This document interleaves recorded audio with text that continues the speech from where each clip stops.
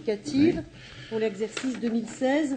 Alors, cette décision modificative, comme l'a signalé M. Soadé, est importante en masse et nous allons vous donner un certain nombre d'explications. Tout d'abord, explications données sur les recettes nouvelles constatées. Recettes nouvelles constatées, premièrement sur la CVAE, qui augmente par rapport à nos prévisions qui étaient celles des services fiscaux de 4,5 millions d'euros. C'est un produit de fiscalité sur lequel nous étions partis sur une hypothèse au moment de la construction budgétaire d'1,5%. Et en réalité, constate, suivant les départements, des hausses supérieures à ce taux. Un mot simplement sur le taux exceptionnellement haut d'évolution pour le territoire de Belfort de plus 40%. Il faut remarquer que l'année dernière, il avait baissé de moins 40%. Donc c'est une taxe qui se stabilise maintenant, mais dont l'estimation des services fiscaux était relativement difficile. Deuxième régularisation, il s'agit de régularisations fiscales diverses qui portent sur l'IFER, l'imposition forfaitaire sur les entreprises de réseau, sur le fonds de péréquation de la CVAE, sur des dotations de compensation d'exonération fiscale, où on connaît en cours d'année le montant réel pour 1,3 million d'euros. Ensuite, nous avons une nouveauté, vous savez qu'il y a une évolution sur le financement de l'apprentissage, avec une partie socle que l'on reçoit en début d'année, une partie variable que l'on connaît, qui nous est communiquée en cours d'année. C'est la première fois que l'on a ce nouveau mode de financement et nous ne pouvions estimer, au moment du budget, le montant exact de cette part variable. Il s'élève à 5 700 000 euros. L'année prochaine, nous partirons sur cette base pour l'intégrer dans le budget. Je mets en regard de cela la dépense qui est mise aussi dans la proposition d'EDM, d'utilisation de ces fonds à hauteur de 4,5 millions d'euros, ce qui correspond aux besoins analysés à injecter sur l'apprentissage. À ce titre, pour assurer, pour la première année depuis 2008, le nombre d'apprentis augmente. Le nombre d'apprentis augmente. Et Sylvie pourra intervenir, ce qui est quand même une bonne nouvelle. Et nous allons certainement être appelés, compte tenu de cette augmentation, à avoir un financement supplémentaire. Autre recette nouvelle en augmentation, qui porte sur le financement de la formation professionnelle. Vous savez, une partie de ce nouveau financement est assis sur le montant qui est payé par chaque contribuable avec la feuille d'impôt. Ce sont les frais de gestion qui produisent plus d'effets que ce qui était prévu, à hauteur de 888 000 euros. Autre augmentation, c'est la participation spécifique pour des actions de formation. Là, il s'agit du plan 1 million de formations pour les demandeurs d'emploi. Et là, il y a un ajustement, et notamment pour les comptes personnels de formation, à hauteur de 2,1 millions d'euros. Ensuite, la DGF. Alors là, on a un calcul de DGF en diminution. C'est là le fait de la fusion avec les niveaux de compensation que l'on a, puisqu'en DGF, en péréquation, la région Bourgogne était contributrice, la région Franche-Comté recevait de l'argent au titre de cette péréquation. Nous arrivons, quand on globalise les deux, à une situation où on devient contributeur.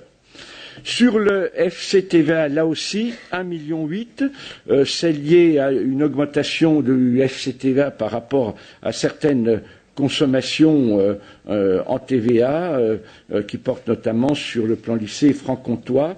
Et donc, là, cette dépense augmentée nous amène 1,8 million de FCTA supplémentaire. Par contre, en ce qui concerne l'appel de fonds sur les fonds européens, nous sommes à moins 4,7 millions, mais que l'on retrouve aussi en minoration de dépenses. Ça, c'est le rythme de consommation des fonds européens. Patrick Ayache a eu l'occasion moult fois dans cette noble assemblée, dans toutes les réunions auxquelles il participe, à être très attentif sur cela si on ne veut pas avoir globalement, collectivement pour notre territoire, au moment de l'examen à mi-temps des consommations, conserver et ne pas redonner la clause de performance qui peut nous amener à être débité de 6% sur ces fonds européens.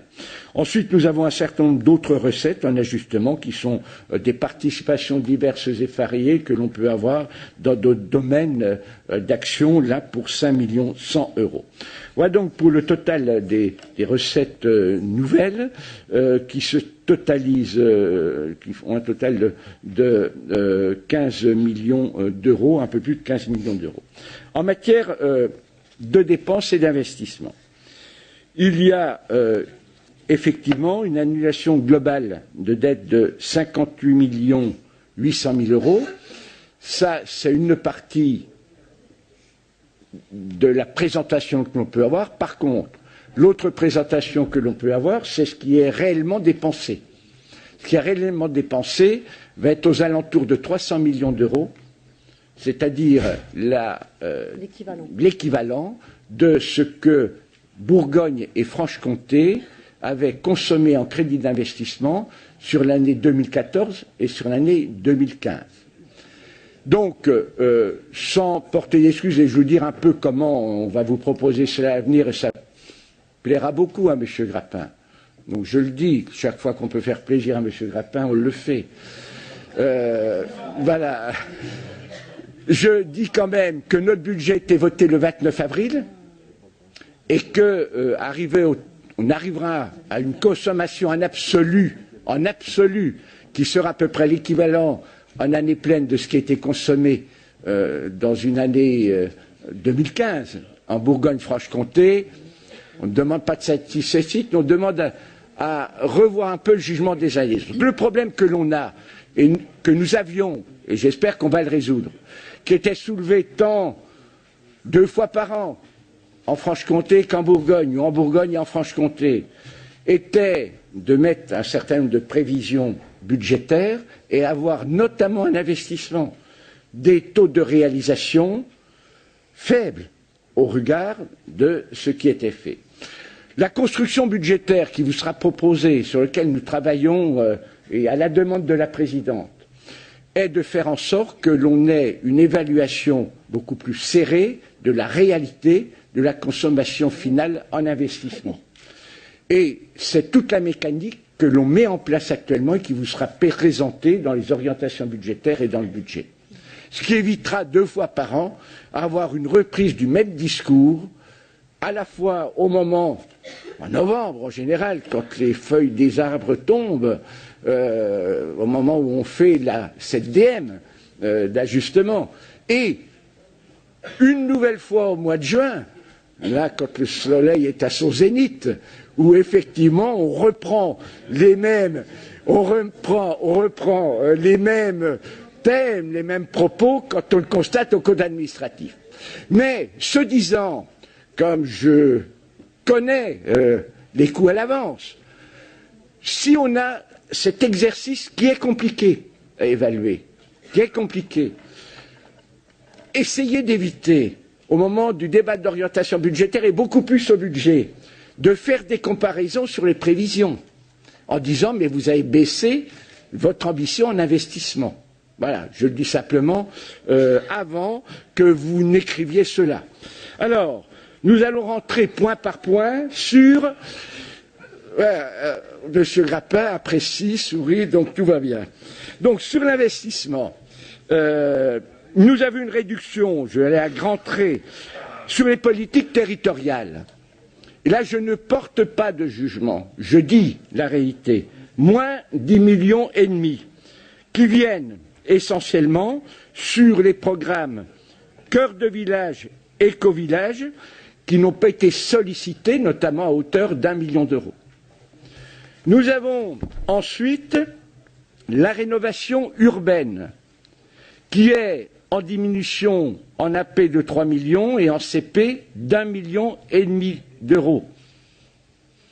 Nous avons le THD, messieurs qui aimait le très haut débit. Je vous rappelle, comme tout le monde, je vous rappelle quand même que l'aide au THD, c'est d'être à la prise à domicile constatée, installée. Voilà. Et je n'en dis pas plus. Donc là où on s'adapte aux consommations, on a donné des avances à tous les départements et on attend que ces avances données aux départements soient consommées pour réalimenter. Et là, on a une baisse en AP de 7,3 millions et 4,3 millions en CP. Ensuite, nous avons la transition énergétique, où là, effectivement, il y a un certain nombre de projets qui ne débouchent pas, et donc certainement une erreur d'appréciation au départ quand nous avons fait le budget. Nous sommes à moins 3,5 millions en CP et moins 2,3 millions en AP. Ensuite, la RCEA, bonne nouvelle, on avait budgété 10,8 millions en AP et 3 millions en CP pour amener des avances à l'État sur la part de l'État, au cas où l'État ne financerait pas, ne pourrait pas financer sur l'exercice budgétaire. Et nous remercions l'État d'avoir honoré ses engagements. Marie se souvient très bien de la rencontre que nous avions eue avec le ministre de l'époque, et François Patria, pour effectivement dire que ce projet ne pouvait pas, cette réalisation ne pouvait pas s'arrêter. Il fallait que l'État finance à chaque fois, et les contorsions de l'État pour réussir à débloquer cet argent, ce qui était le cas. Et par souci de précaution, pour ne pas arrêter, nous avions proposé à cette réunion que la région Bourgogne à l'époque anticipe dans son budget 10 millions d'investissements pour qu'il y ait continuité des travaux. On constaterait ces 10 millions d'euros sur les 60 et quelques qui sont plus nécessaires puisque l'État n'aurait ça. Dépensés mais par l'État. Ouais, dépensés par l'État. Autre bonne nouvelle, mais ça c'est pour le budget prochain, c'est que l'État nous a dit, ce qui évitera de faire cela l'année prochaine, l'État nous a dit que pour 2017, la part de financement sur la RCEA était assurée. Voilà. Ensuite, je continue. Sur les transports, il y a des ajustements là. Eh bien, ce sont les consommations de crédit Belfort-Del. Il y a un retard. Et on n'a pas à financer des travaux qui sont en retard. Donc, une diminution de 2 millions d'euros. Nous avons 1,7 million sur l'acquisition de Régiolis, parce que là aussi, il y a eu quelques retards. Nous avions fait des avances et les livraisons ne sont pas à la hauteur des avances qui ont été réalisées. D'ailleurs, nous sommes en discussion avec Alstom au niveau des régions de France pour voir comment les pénalités pourront s'appliquer sur ces retards. Ensuite, nous avons aussi, sur le matériel, sur le programme des gares, en Bourgogne, 1,6 million de retard de réalisation, et les avances que nous avons faites sur ces dossiers-là, eh bien, n'ont pas été consommés, les justificatifs n'ont pas été donnés, ne seront pas donnés avant la fin de l'année. Il est de bonne gestion de faire tomber ces crédits. Ensuite, toujours dans le même domaine, nous avons sur le CPER Bourgogne, vous savez, et je le dis ici à Nevers, à toute signification, l'étude complémentaire, enfin l'étude qui est faite pour le financement, l'étude que nous finançons sur POC, d'1 million d'euros qui était décalée et qui ne commence que maintenant, et donc nous n'avons pas à le financer sur cette année. Ensuite, au niveau de l'économie, nous avons un certain nombre de dispositifs qui ne sont pas à plein régime, et je ne dis pas c'est de la faute des uns et des autres, notamment sur la partie de ce qu'on avait prévu sur les zones d'activité, où il y avait une partie substantielle, et on voit que les collectivités réfléchissent à 2 fois avant de faire de nouvelles. Voilà. Et puis, non mais, je vous explique, vous commenterez, Madame Coin. Sur l'enseignement supérieur, on a là aussi des opérations qui sont en décalage, que ce soit sur l'opération de l'UFC Belfort Ecocampus, et puis quelques ajustements d'opérations dans le CPER Bourgogne et un peu aussi sur des appels à projets dans le PIA où il y a un différé. En ce qui concerne la culture et le sport, un certain nombre de programmes légèrement en diminution en CP à hauteur de 1,2 million. Et puis sur les lycées, je laisserai, puisque nous avions une interrogation qui était faite par votre groupe, Monsieur Sauvadet, sur effectivement l'état des consommations de la SPLAD, je laisserai à Stéphane Guiguet, vice-président en charge des lycées et qui fait un travail de présence dans l'ensemble des lycées, l'explication des 12 millions par rapport aux prévisions et notamment vous donner les états d'avancement de ce que nous faisons pas en régie, que ce soit avec la SPLAD, une SPL ou que ce soit avec des SEM sur la partie du territoire ex-franc-comtois. Ensuite, nous avons, alors là, je tiens à dire, en dépenses nouvelles, et là, il ne faut pas se tromper, vous avez zappé une de nos délibérations. Je vous rappelle que nous avons délibéré, dans un premier temps, pour un plan d'urgence BTP en direction des initiatives des communes en complément de celui réalisé par l'État à hauteur de 20 millions d'euros.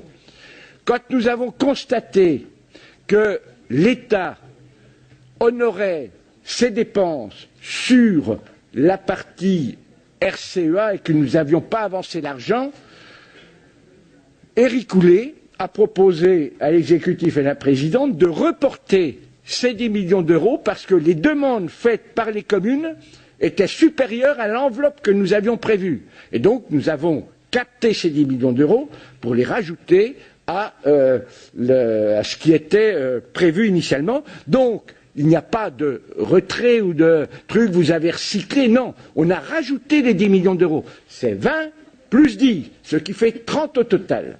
Donc, je tiens à rétablir, pour que tout le monde ait au moins la même connaissance du dossier au moment où on intervient. Ensuite, il y a des inscriptions autres sur la ligne Lyon-Paray-le-Monial, où là, effectivement, c'est parti. Alors tout le monde, on a été invité, les territoires, à monter dans le train pour aller symboliquement à Lyon. C'est très bien de le faire, hein, il faut le faire. Simplement, ça a permis à M. Gorda de dire que l'argent était là, que les financements étaient prêts et que l'État réalisait. Non, mais vous étiez le seul élu régional présent, les autres de la majorité étaient occupés ailleurs, et je vous remercie d'avoir annoncé cette bonne. Mais non, pour que M. Gorda annonce des bonnes nouvelles, encore faut-il que la majorité, l'exécutif travaille pour qu'il puisse les annoncer. Ce qui est le cas, et tout va bien, tout est au point sur ce sujet-là. Et puis d'autre part, nous avons aussi l'inscription dans ce budget d'un point là très cher à la Haute-Saône, hein, c'est la partie du projet RN57 A6 à Devecé pour un montant pour la phase 2 de 6,5 millions d'euros. C'est un engagement qui avait été pris par la présidente de Franche-Comté, la présidente de Bourgogne-Franche-Comté, l'honore totalement, comme tous les engagements qui avaient été pris auparavant.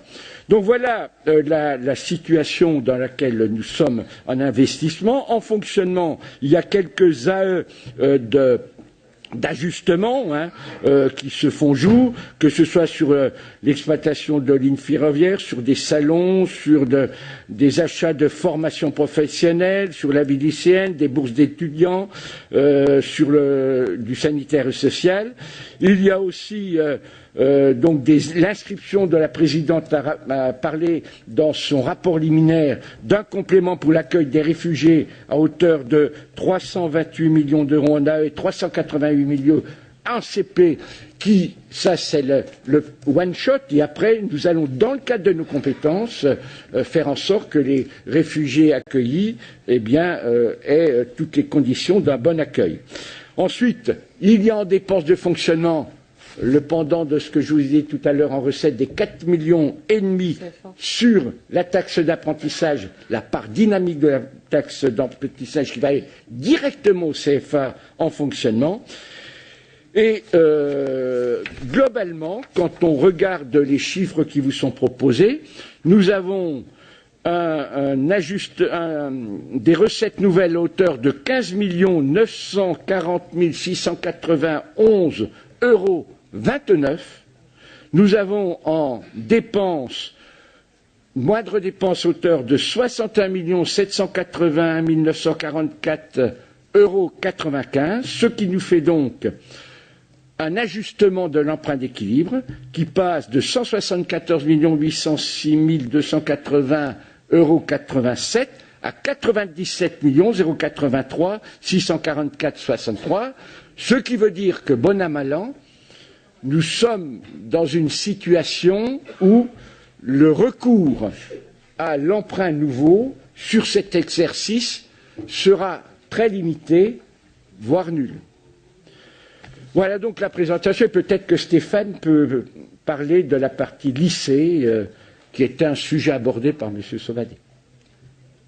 Bien, rapidement, des compléments d'explication, effectivement, sur les retards de financement dans les lycées. Et puis je donne ensuite la parole à l'opposition.